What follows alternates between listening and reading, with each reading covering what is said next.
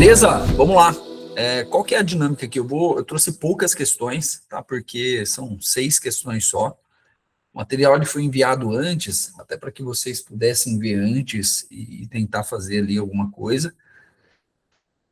E se vocês já fizeram, assim que eu colocar a questão na tela aqui, vocês podem colocar no chat em que resposta vocês chegaram. Deixa eu abrir o chat aqui. Se vocês já fizeram, podem ir colocando no chat que resposta que vocês chegaram para a gente ir fazendo juntos aqui. Tentar chegar nas respostas também. Outro ponto, tá? Eu com o chat aberto aqui, não consigo ver vocês completamente. Então, se vocês quiserem abrir o microfone, falar alguma coisa, podem ficar à vontade, tá bom? O estagiário vai comandando tudo aí também.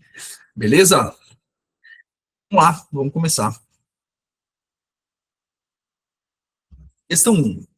Uma empresa tem sua estrutura de capital dividida pela metade entre capital próprio e capital de terceiros, e atualmente possui um custo médio ponderado de capital de 12%. O custo de capital próprio do grupo de investidores dessa empresa está em 20%. Uma nova frente de negócio surgiu e a empresa vai investir 100 milhões de reais.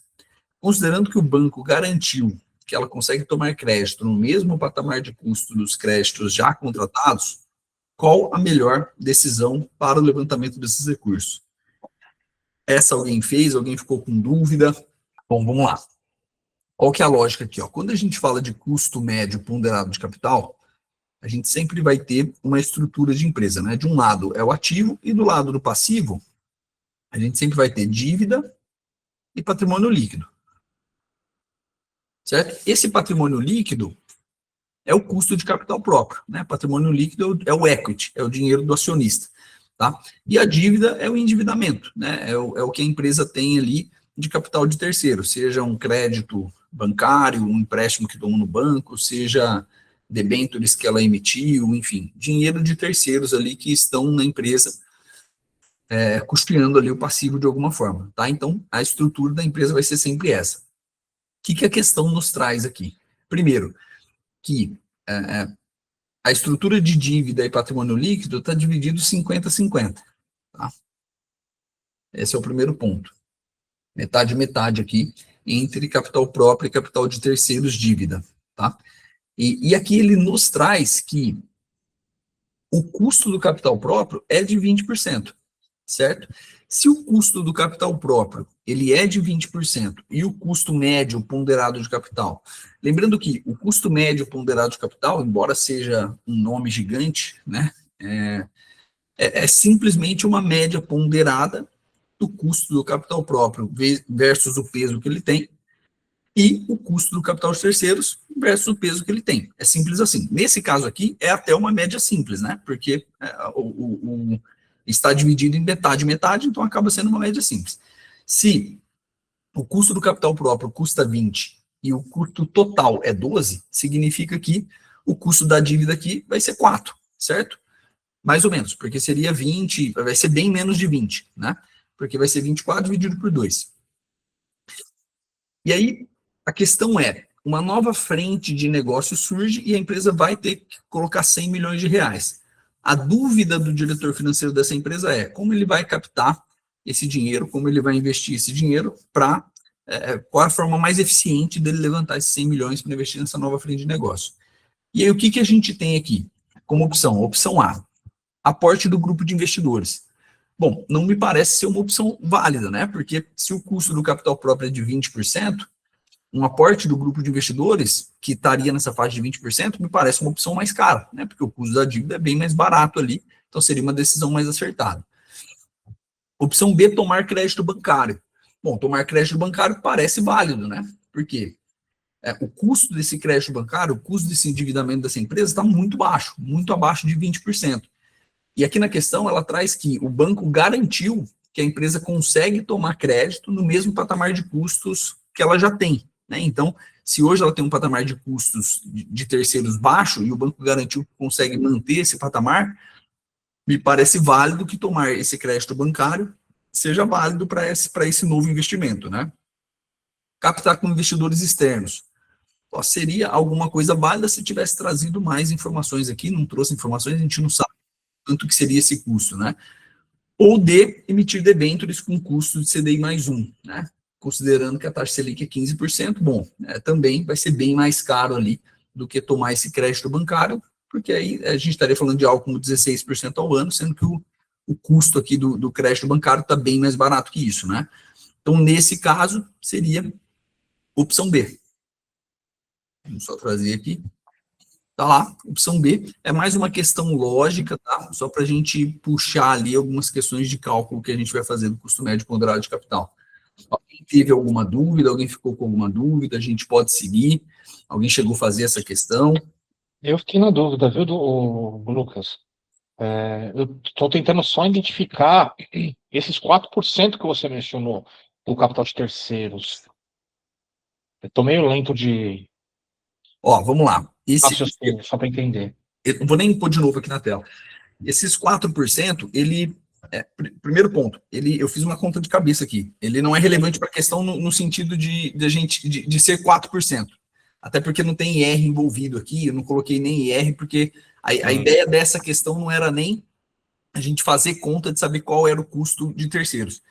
Era só a gente saber que é muito mais baixo, né? Porque como está dividido em 50-50 e o custo de capital próprio é 20 e o custo total é 12, o outro tem que ser muito mais baixo para que o custo total seja 12, certo? Então seria algo como 4, que seria uma média simples, porque está dividido metade-metade. Mas mesmo que seja 5, 3, mesmo que a gente considere R esse custo fosse 5, alguma coisa nesse sentido, ele é muito mais baixo do que o custo de capital próprio, entendeu? Essa era a ideia da questão. Então, nessa nova frente de negócio, esse novo 100 milhões que a empresa vai ter que investir, é muito mais válido ela pegar um crédito bancário, ou seja, se endividar, pegar custo, aumentar o custo de terceiro dentro da estrutura da empresa, porque é muito mais barato, independente de ser 3, 4, 5, 6, do que pegar dinheiro do sócio que custa 20% ao ano, né? Que custa 20% ali, que é o que sinalizou a questão.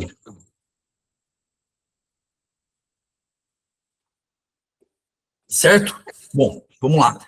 Aí aqui, sim, a gente já começa a fazer alguns cálculos, né? Espero que caiba aqui na tela, né? Vamos lá. Ó, lembrando, se vocês já fizeram, pode sinalizar no chat aí que resposta vocês chegaram. Bom, vamos lá. Uma empresa de capital aberto possui todo o endividamento concentrado em 5 debêntures emitidas alguns anos atrás e que representam 73% do passivo na estrutura de capital dessa companhia. A taxa média de emissão dessa dívida é de 10%, mas hoje elas estão negociadas no mercado secundário a 15%.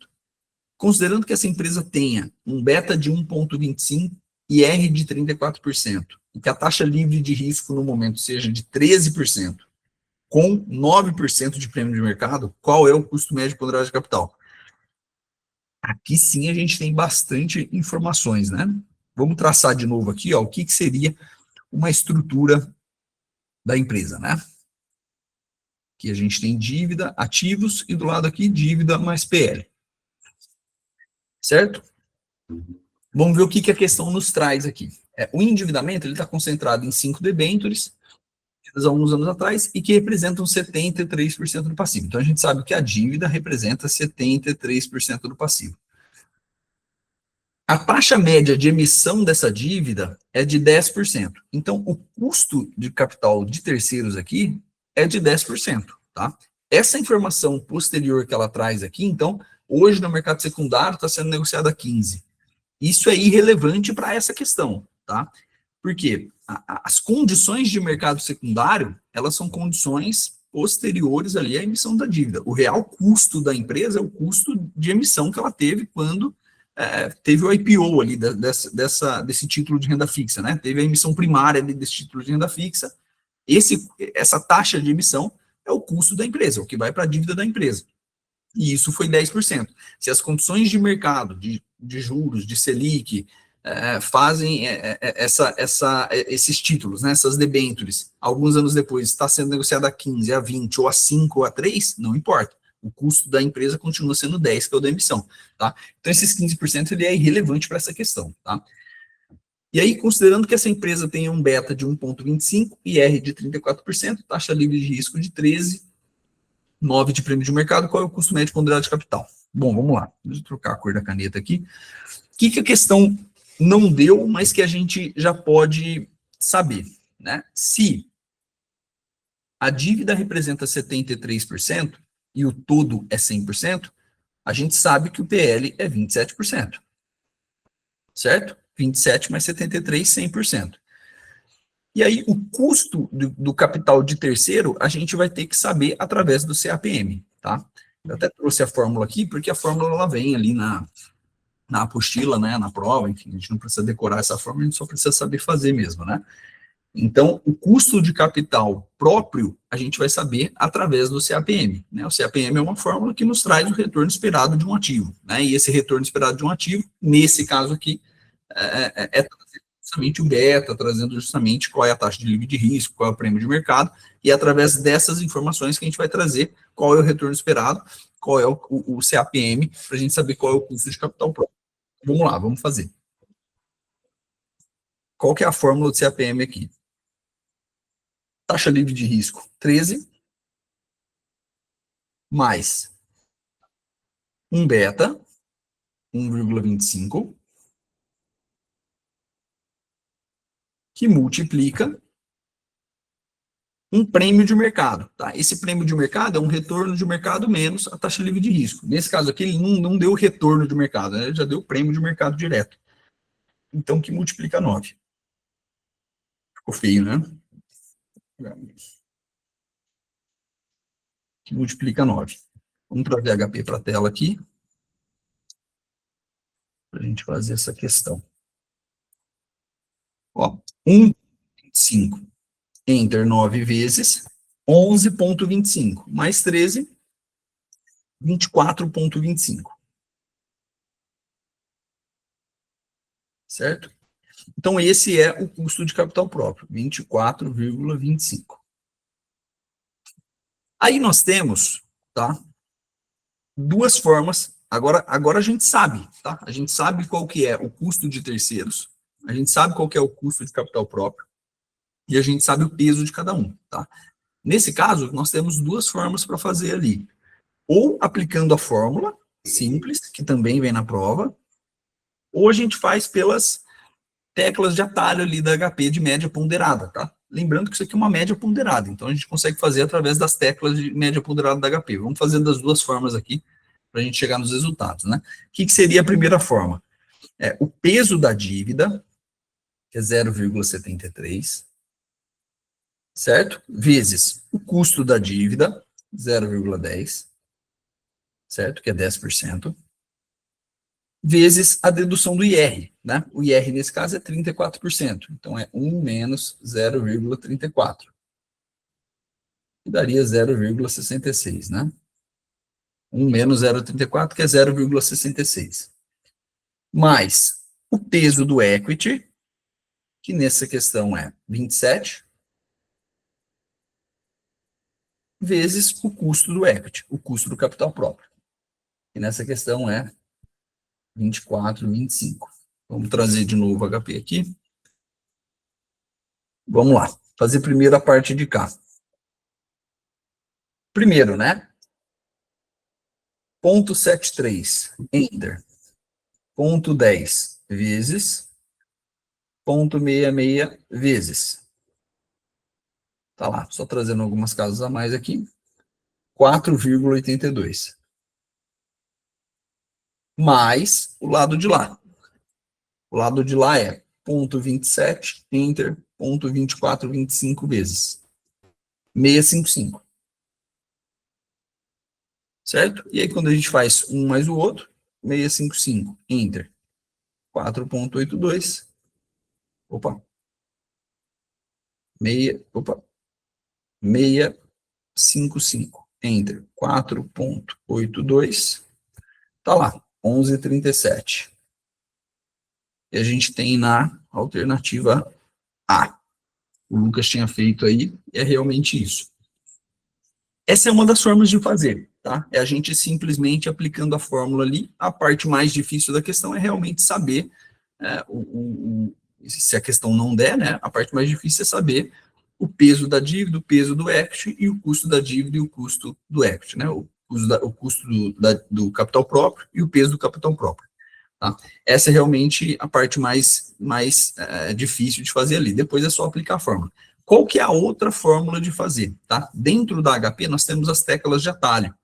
Eu não sei como que está essa aula dentro da plataforma, tá? Mas nós temos as teclas de atalho, para quem gosta de usar ali, é também muito simples, tá? O que a gente tem que saber para fazer as teclas de atalho? A gente tem que saber o custo da dívida, já tirando o IR, tá? Que é simplesmente os 10% aqui, vezes o 0,66, né? Porque tem que considerar o IR nessa questão. Esses 10 vezes 0,56 vai dar 6,6, né? É uma conta simples aqui. 10% vezes 0,66, que é o custo total do capital de terceiros, tá? Custo total do capital de terceiros. A gente vai dar Enter e vai colocar o peso. O peso é 73. E aí a gente vai jogar na HP a tecla soma mais, tá? Eu vou trazer a HP para a tela aqui, a gente vai fazer juntos. Depois a gente pega o custo do capital próprio, 24,25, dá Enter e joga o peso, 27, que é o peso, e dá o soma mais. E aí o que a gente vai puxar é o G, a tecla G, né? Para a gente alcançar a G6. Você pode ver que embaixo do 6 na HP vai estar escrito média, esse X com um traço em cima é média, W de ponderada, né, de weighted. Então, é uma média ponderada. Então, é simples assim. A gente jogou o custo do capital de terceiros e o peso, soma mais. O custo do capital próprio e o peso, soma mais. Depois a gente só puxa a média ponderada. Vamos fazer juntos aqui. Deixa eu só apagar tudo aqui. Ó, vamos lá. 6,6. Enter. 73. Soma mais. Soma mais é esse entre o ponto e o mais aqui embaixo, tá? Quando a gente coloca soma mais, você pode ver que aparece 1 na tela. É só a HP te falando que tem uma informação armazenada em relação à somatória, tá? Porque, obviamente, que a gente pode fazer... Aqui a gente está fazendo uma média ponderada de 2 valores, né? O custo e o peso, o custo e o peso. Mas a gente pode fazer uma conta muito mais robusta de 5 valores e pedir essa média ponderada, né? É só a HP mostrando quantas casas tem armazenadas, né? Então, 24,25, Enter, 27 o peso.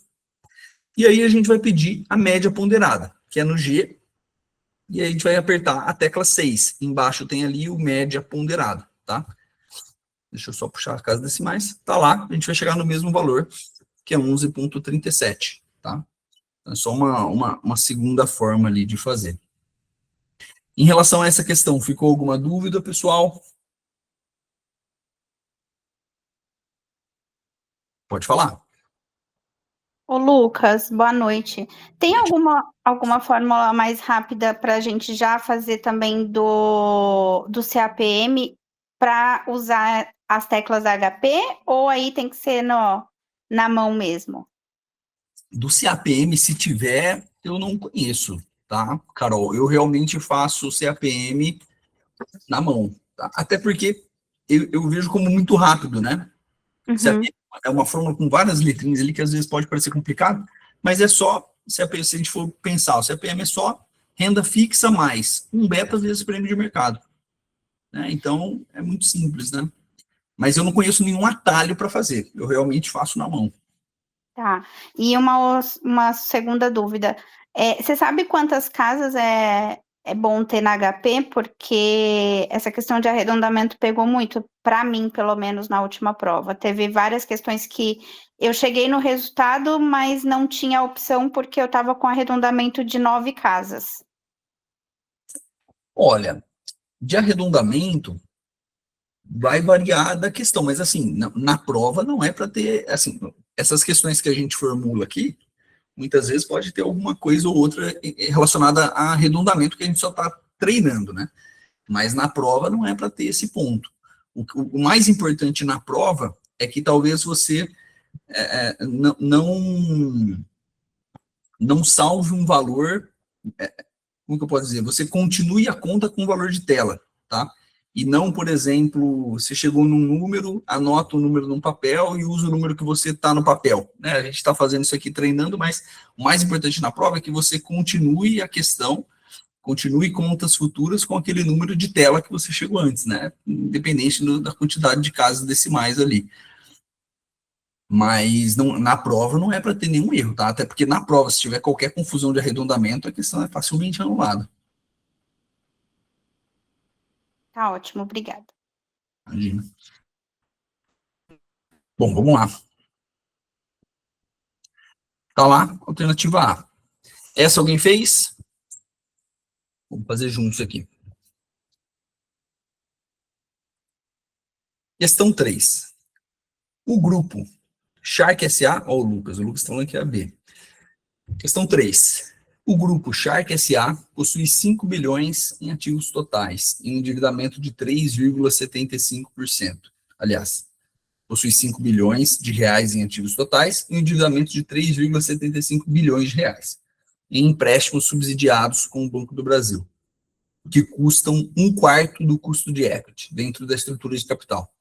Considerando beta de 1,3, IR de 34, taxa livre de risco de 13 e retorno de 20, e retorno de mercado de 25, qual é o custo médio ponderado de capital? Bom, vamos lá.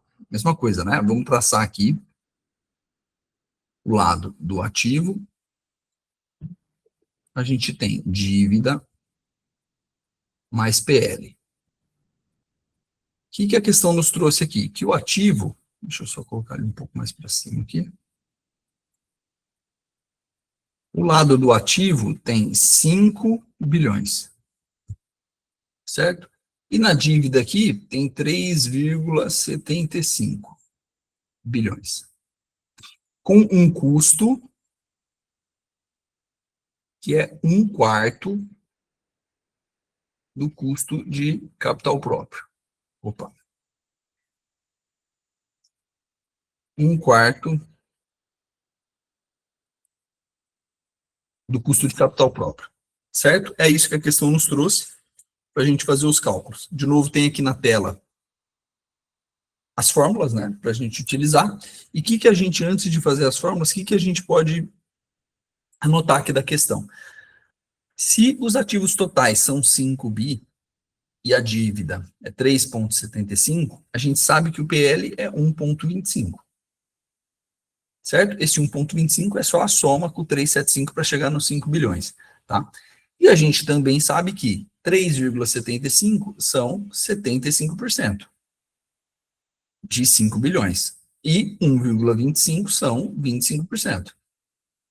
25% de 5 bilhões. Tá? Então a gente já sabe que o peso da dívida é 75 e o peso do capital próprio é 25. O que a gente não sabe aqui é o custo do capital próprio.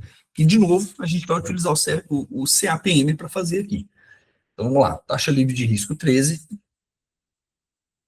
mais um beta de 1,3, vezes um prêmio de mercado. Esse prêmio de mercado é 25, que é o retorno de mercado, menos a taxa livre de risco. Vamos fazer a conta aqui. Vamos começar do final aqui, né? 25 menos 13, 12, né? 12 vezes 1,3, 15,6, mais os 13, 28,6, certo? Então, o custo de capital próprio é 28,6%. A questão nos trouxe aqui que o custo de terceiros é 1/4 desse valor, tá? Então, a gente vai pegar esse 28,6 e dividir por 4. Tá lá, 7,15. Aí, de novo, tá? Nós já temos todas as informações. É só aplicar a fórmula ou usar as teclas da HP ali. Vamos aplicar aqui do lado, tá? Então, vamos fazer aqui. Peso da dívida, 0,75, vezes o custo da dívida, 7%, 0,715, vezes 1 menos 0,34, certo? Que é o IR da empresa. Aqui é 0,66, né? Mais, opa,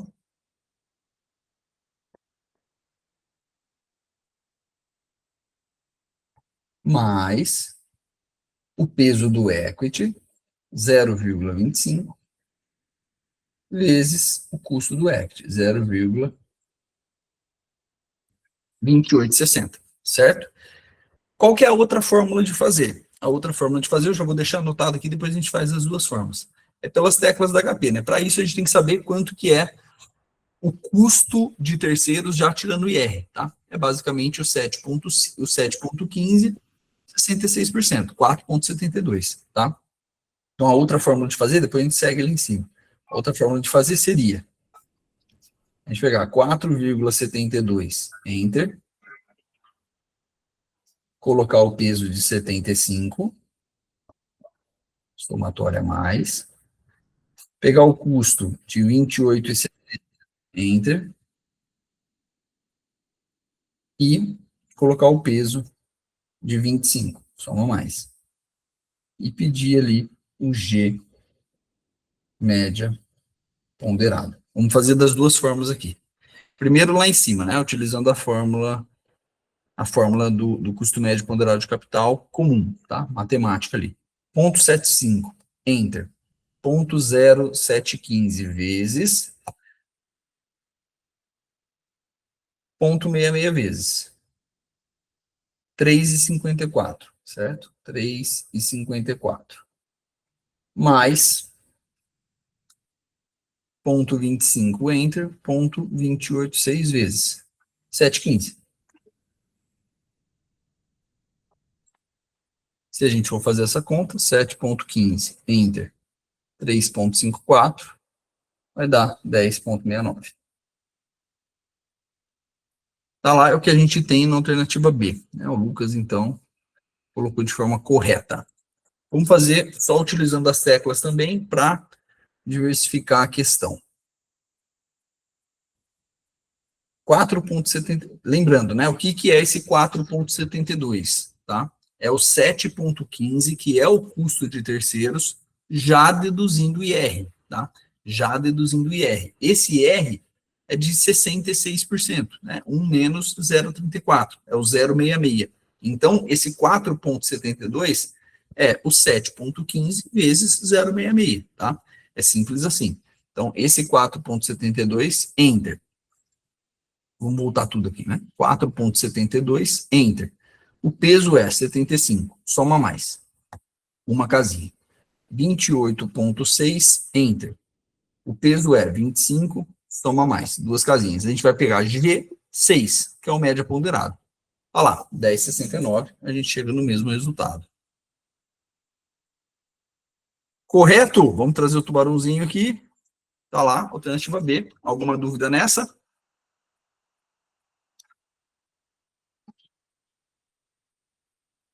Fiquem à vontade, pessoal.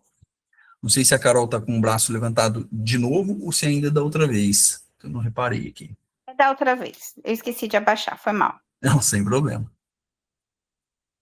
Bom, se ninguém tem nenhuma dúvida, vamos seguir aqui. Porque eu trouxe algumas questões também para a gente fazer de price e saque, tá? Essas de price e saque, antes da gente começar, alguém tem alguma dúvida em relação a esses modelos de financiamento? Como que a gente deve calcular? Alguém fez as questões?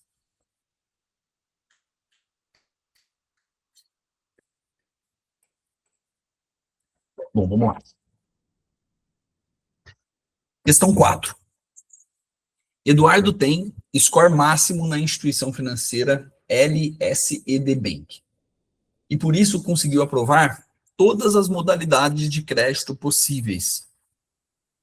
Ele já tem o preço negociado e o prazo acordado com o vendedor que quer comprar o imóvel. E por isso tem pressa para conseguir o crédito. Além disso, Eduardo está apertado com as contas e quer começar a pagar o menor valor de parcela possível. Qual o melhor caminho que o planejador financeiro poderia lhe oferecer? Bom, essa aqui é uma questão que não é de cálculo, tá? É uma questão teórica, só para a gente introduzir as duas outras questões de cálculo que a gente vai fazer relacionadas à tabela price, tabela saque, tá? Então, o Eduardo ele tem score máximo, por isso ele conseguiu aprovar qualquer crédito que o banco ofereça, tá? E aí, quais são as condições desse crédito? Como ele tem score máximo, ele está num lado, ele está numa posição confortável da mesa. Então, geralmente, com o score máximo, você vai ter um custo de crédito reduzido, né? Geralmente é assim que funciona. E aqui ele pergunta qual é o melhor caminho que o planejador financeiro poderia orientar ele a seguir, né? Lembrando que as condições são o menor custo possível, né? Isso, estando na questão ou não, a gente sempre vai priorizar pelo menor custo possível para o cliente num crédito. E tem outros pontos aqui que é pressa para conseguir o crédito, né? Porque ele já tem o prazo negociado, o valor negociado, e também começar a pagar o menor valor possível de parcela, certo? E aqui a gente tem as opções. Bom, começando de baixo para cima aqui, CDC não é possível, né? Como ele tem o score máximo ali, ele consegue créditos muito mais baratos, né? Então, financiamentos imobiliários, consórcios, são geralmente mais baratos ali do que um crédito direto, que geralmente é mais simples e para valores menores, né? Então, o CDC a gente exclui. O consórcio, ele tem sim um custo menor, né? Que é a taxa de administração dos grupos ali, e possivelmente a parcela é baixa, né? O que contribui aqui para ele começar a pagar o menor valor possível. Porém, bate na questão da pressa, né? Consórcio é planejamento, né? Você entra num grupo novo ou em andamento, você vai esperar ter as assembleias, geralmente é uma assembleia por mês, tem grupos com uma assembleia a cada 2 meses, se estiver no início, vai ver o quanto de dinheiro aquele grupo tem para contemplar naquele mês, então vai ver se aquele grupo vai contemplar uma carta, 2 cartas, você vai ofertar o lance, seja embutido, seja lance livre, para ver se você vai contemplar naquela assembleia, se não contemplar, vai ter que esperar a próxima assembleia, ofertar o lance, para ver se vai contemplar, enfim, então, o consórcio ele é uma boa opção, nesse caso, para o Eduardo, pela questão do custo, sim, pela questão da parcela, sim, geralmente você tem parcelas baixas, mas pela questão da pressa, ele não se encaixa, né? Justamente porque ele vai ter que esperar as assembleias e ele não tem esse tempo para esperar. Sobram, então, as duas opções de financiamento imobiliário, que é a tabela Price e a tabela SAC. Quais são as características da tabela Price e da tabela SAC? A gente tem que saber que nas tabelas sempre vai ter algo que é constante, né? Sempre vai ter uma variável que ela é constante ao longo do contrato, né? Se não tiver nenhuma amortização extra e etc. Na tabela SAC, o que é constante é a amortização, né? Está até no nome ali da tabela, que é o sistema de amortização constante. Então, quando a gente faz um financiamento pela tabela SAC, a gente vai ter uma amortização que ela é a mesma da primeira parcela e da última, e os juros vai ser cada vez menor, porque você vai sempre amortizando o mesmo valor todos os meses, né? Você vai reduzindo todos os meses o saldo devedor no mesmo valor, porque a amortização é constante.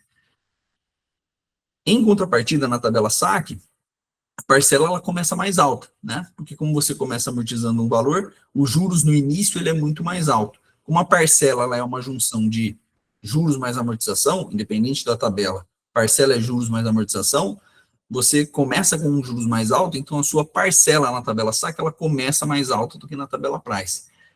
Então, nesse caso, o melhor modelo aqui para o Eduardo seria a tabela Price, né? Porque ele vai financiar o mesmo valor do que da tabela SAC, só que ele vai ter a pressa, ele consegue, né? Porque o financiamento geralmente é rápido, trocando as documentações ali, e ele vai começar a pagar o menor valor possível ali em relação à tabela SAC, porque na Price é um fluxo constante.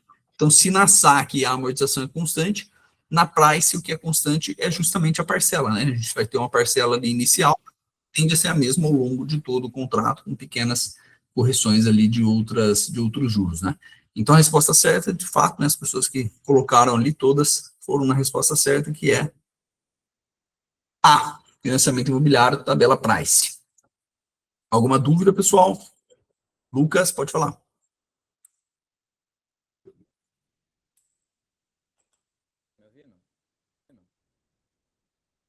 Lucas? Oi, Oba, tá ouvindo? estou ouvindo agora. Tá. Eu fiquei com uma dúvida nessa aí, porque tem uma parte ali que fala que o rapaz aí, ele tá apertado com as contas, né? E aí, no caso do financiamento imobiliário, por exemplo, ele teria que dar, até onde eu sei, o financiamento imobiliário exige uma entrada de pelo menos 20%, né? E aí eu pensei se não podia ser, por exemplo, um CDC que ele não precisaria dar nenhum tipo de entrada, ainda que ele pagasse um juros mais alto, porque também na questão não fala nada a respeito de ter um juro mais baixo, né? Aí a minha dúvida é se existe alguma outra linha que ele conseguiria um juro parecido com o imobiliário, sem precisar dar um valor de entrada, ou se existe financiamento imobiliário sem entrada. Você entendeu? Boa. Entendi, é válida, tá? É uma questão totalmente válida. E aqui na questão realmente eu não coloquei a dinâmica de entrada, né? Essa questão de apertar as contas ali pode dar uma confundida ali, porque de fato precisa de uma entrada. Eu não conheço nenhuma modalidade que você compra um imóvel sem entrada, tá? Porque mesmo na questão do consórcio, você tem que dar o lance, né? Que seria algo parecido com a entrada. E no financiamento imobiliário, o que você falou é válido, né? Você não financia 100% do imóvel, então você vai ter que dar a entrada ali de 20%, 30%.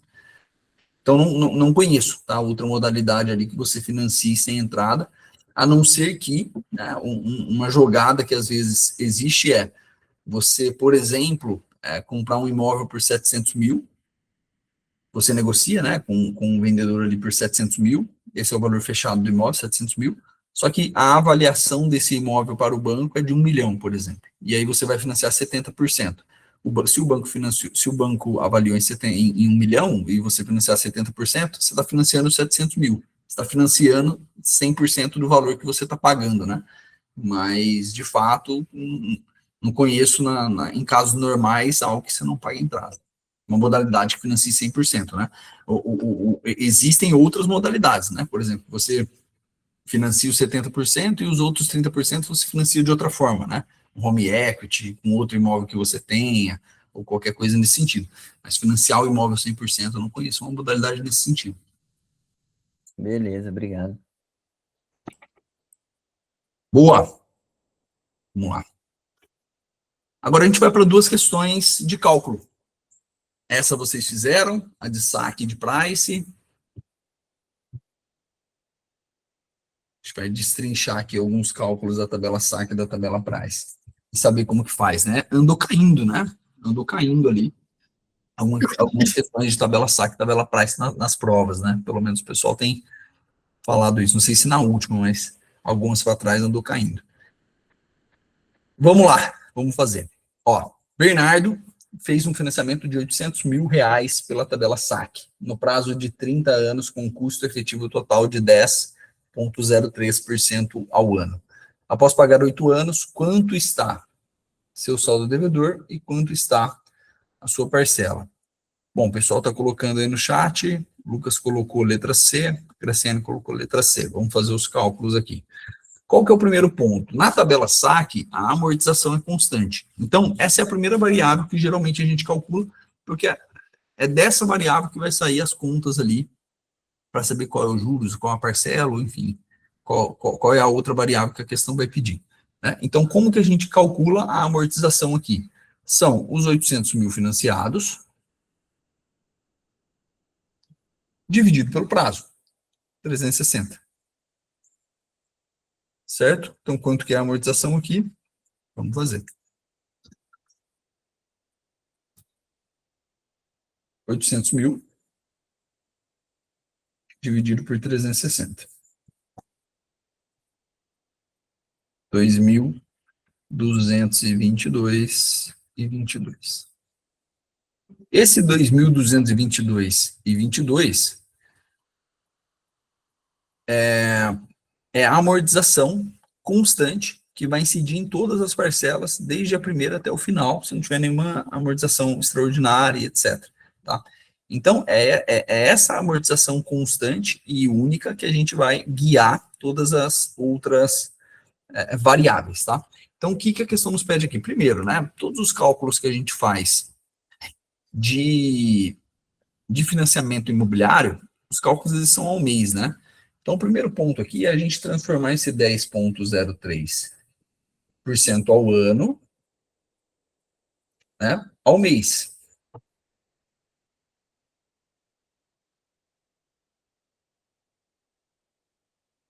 Zero 0,8, tá? Só para a gente facilitar a conta aqui. Então, esse aqui é 0,8% ao mês.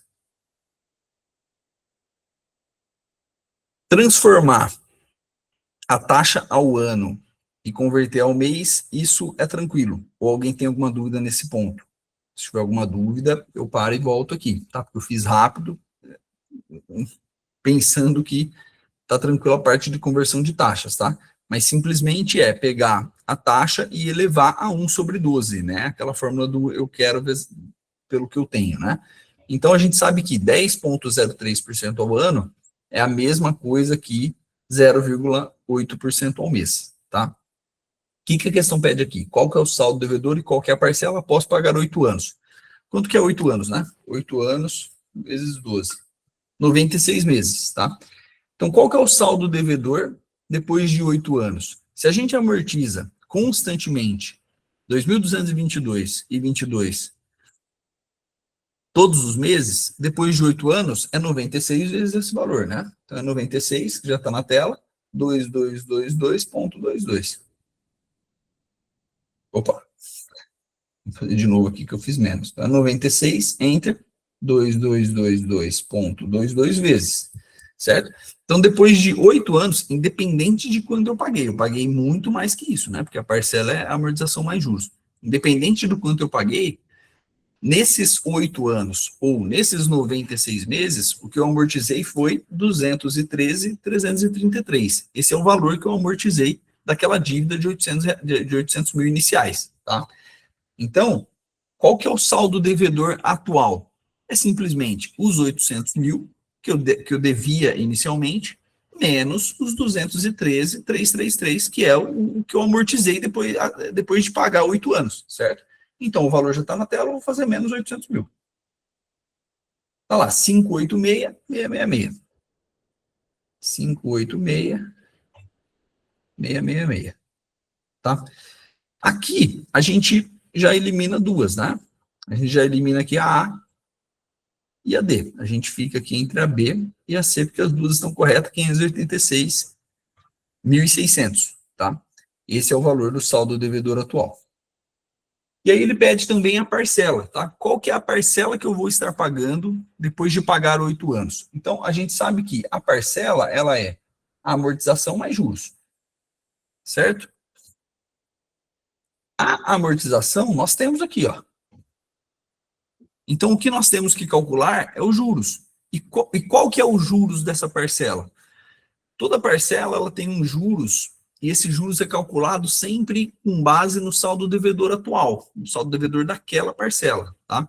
Então, qual que é o juros dessa parcela 97? Vamos dizer, eu paguei 96 parcelas, né?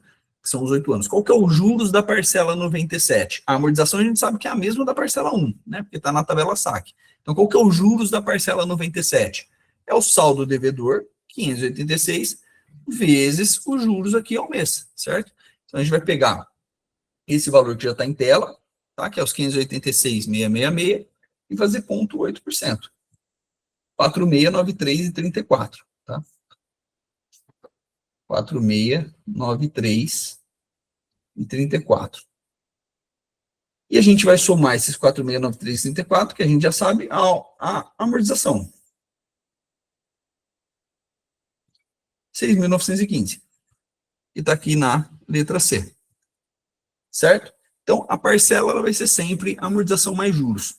Os juros, ele é calculado na tabela SAC. Os juros, ele é calculado com base no saldo devedor atual, vezes né, os juros que está contratado ali do financiamento.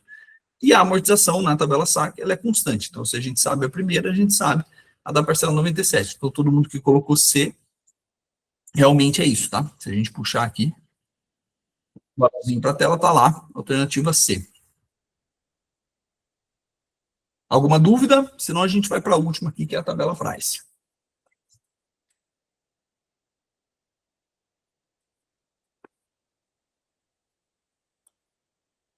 Bom, vamos lá. Está lá a alternativa C.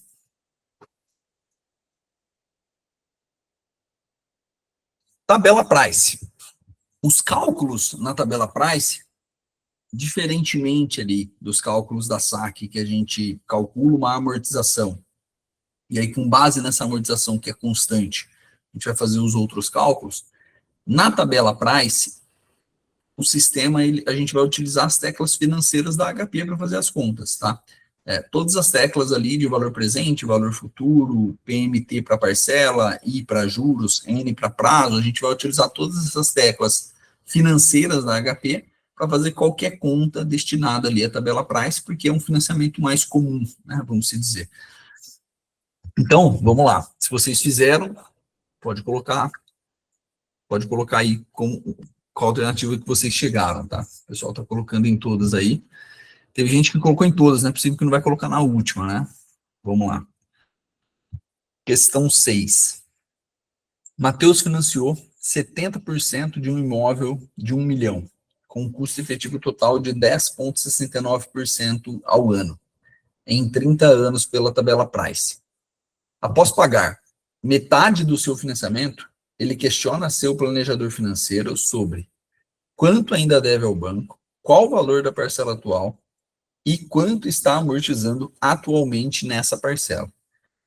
Qual é a resposta correta, respectivamente? Bom, então o que a questão está nos pedindo aqui? Primeiro, ele está pedindo o quanto deve, saldo devedor, qual é o valor da parcela e quanto está amortizando. Então é o kit completo aqui que a questão está nos pedindo, né? Se na tabela SAC a gente tem um valor que é constante, que é a amortização, na tabela Price a gente tem um outro valor que é constante, que é a parcela. Então, o que a gente vai, o primeiro valor aqui que a gente vai buscar é justamente essa parcela. E como que a gente vai chegar nessa parcela? Primeiro, né, vamos ver quanto que esses juros aqui representa ao mês. Só para a gente colocar as teclas certas ali. Ó, 1,1069, Enter. 1 sobre 12, eleva, tá lá, 0,85, certo? Então, esse 10,69 ao ano é igual 0,85 ao mês. Correto? Aí a gente vai jogar na HP, então. O valor financiado, 70% de 1 milhão, 700 mil. 700 mil é o PV, é o valor financiado. O prazo, 30 anos, 360 meses. 360, N. Os juros, 0,85. E o que a gente vai buscar é o PMT. PMT, que é a parcela desse contrato, tá? Então, vamos jogar na HP para saber. Vamos zerar tudo aqui. 700 mil. PV. 360 N, 0,85 I. E a gente vai puxar o PMT. Então, o PMT aqui é 624671. PMT aqui, 624671. Aqui, ele está pedindo a parcela, né? Ele está pedindo a parcela, não a parcela atual, ele está pedindo a parcela depois de pagar metade do contrato. Só que a gente sabe que na tabela Price, a parcela ela é constante. Então, se a gente chegou no valor da primeira parcela, e ele está pedindo a parcela 181, né? Porque após pagar metade de 360, ele pagou 180 parcelas, né? Se ele está pedindo a parcela 181, a gente sabe que a parcela ela é constante. Então, a gente já conseguiria, só pela parcela, matar a questão. Só não conseguiria, porque só tem uma errada aqui, né? Que é 6185. Todas as outras traz a 6246. Mas a gente já conseguiria eliminar uma das alternativas, né? É importante, em questões que a gente não sabe alguma coisa ali, é importante a gente eliminar, porque a gente chuta não em 4, né? Chuta em 3, chuta em 2. Bom, beleza. Aqui a gente sabe a parcela. Isso aqui a gente matou. Como que a gente vai saber, então, o saldo devedor? O saldo devedor, a gente vai fazer a conta inversa, né? A gente sabe a parcela, então aqui a gente vai jogar a parcela na calculadora, 624671 CHS. Esse CHS, ele é um change sign, né? Só para você trocar o sinal, significa que você só vai deixar o número negativo, tá? Não tem nada mais que isso, tá? É só para você deixar um número negativo que está positivo. TMT. Então, você joga na HP que essa é a sua parcela, é a parcela do seu fluxo, tá? Os juros é o mesmo. Agora, o prazo, a gente vai jogar o prazo da questão, né? Então, após pagar metade do seu financiamento. Se o financiamento ele é de 360 meses, metade do financiamento são 180, tá? Então, aqui eu vou jogar 180. Esse é o prazo. Eu vou jogar 0 no FV, embora não precise, tá? Porque se eu jogar 0 no FV ou não jogar nada, já vai estar 0 a questão. E o que eu vou puxar? O PV. Porque o PV é justamente o quanto eu ainda devo, tá? Porque o que eu acabei de jogar aqui para HP? Eu joguei que 6246.71 é a minha parcela, com juros de 0,85. Esse 624671 já é a parcela que eu sei que eu achei ela no fluxo inicial, né, de 700 mil de financiamento, com prazo original, com juros. Eu sei que a parcela é 6246. Então, eu estou zerando HP e falando, ó, a minha parcela é 6246. Ela vai puxar que o meu contrato é aquele que eu já achei a parcela. Tá? Então, vou jogar para HP, que a minha parcela é 624671. Vou jogar ela negativa, né, que é um valor que eu estou pagando. Vou jogar o mesmo juros, 0,85. Vou jogar 180N, que é o prazo que eu já paguei. Tá? E vou jogar 0 no FV, ou seja, a valor futuro, eu não estou devendo nada. Qual que é o valor presente? Ou seja, o quanto eu ainda devo desse contrato. Tá? Essa é a conta que a gente vai fazer. Vamos lá. Vou zerar tudo aqui, a gente vai fazer do zero. Ó. 6246.71.